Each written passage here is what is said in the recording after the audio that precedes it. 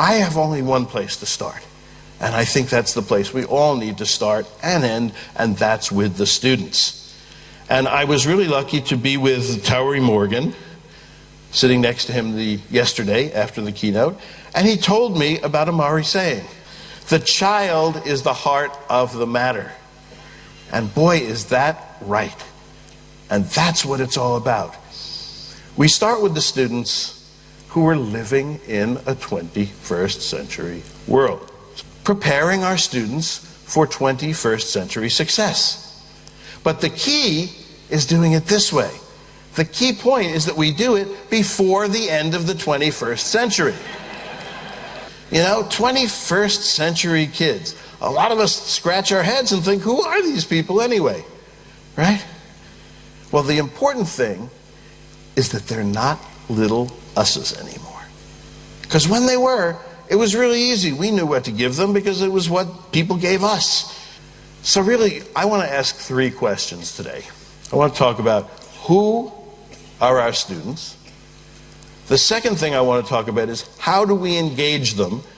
And we're going to talk about that means not just engage them, not doing something to them, but engaging with them in a conversation.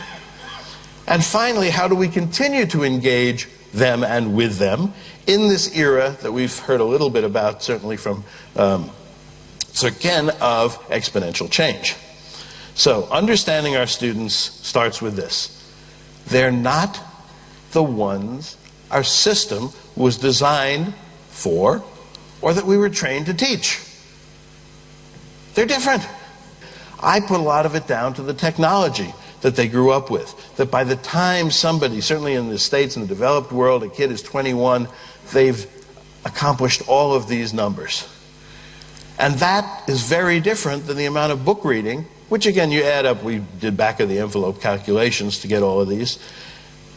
Book reading is much, much lower. It's much lower than that 5,000 hour maximum. So that's shaped different people. It's the generation that downloads 2 billion ringtones every year, 2 billion songs every month, and 6 billion text messages every day. Most of them coming from the kids in your classrooms, right? This is a very profound thing. And they say the most amazing things, which I will report to you, like this. You look at technology as a tool. We have this tool, we have an interactive whiteboard, we have a this, we have a that.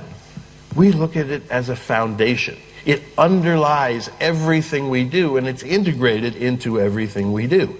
Communicating, sharing, buying and selling, exchanging, learning, meeting, gaming. Those are things we all do.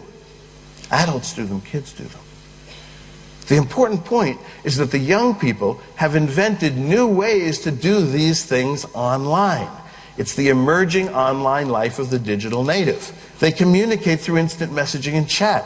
They share through blogs and MySpace. They buy and sell through eBay. They exchange peer-to-peer. They learn from Wikipedia and YouTube and searching. They meet in Second Life, which we don't even have time to talk about. They game online in the massive multiplayer games and on their cell phones, etc., etc.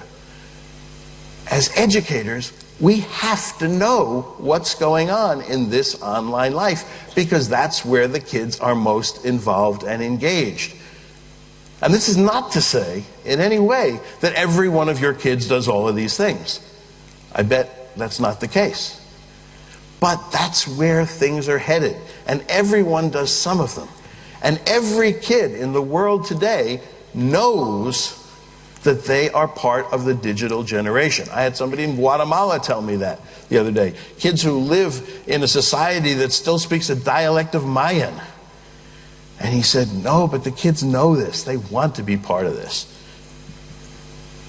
They tell us, we grew up interacting through computers and cell phones. That's how we learn. They don't want to adapt to the past. Why should we? We live in the 21st century.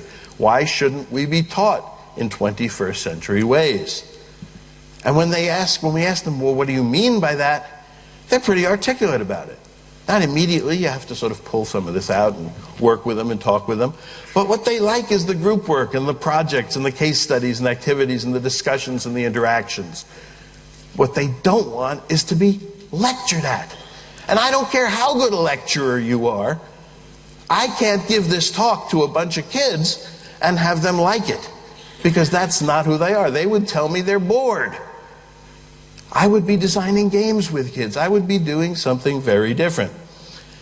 What is there, if I can sum it up, they want to be connected. They want community.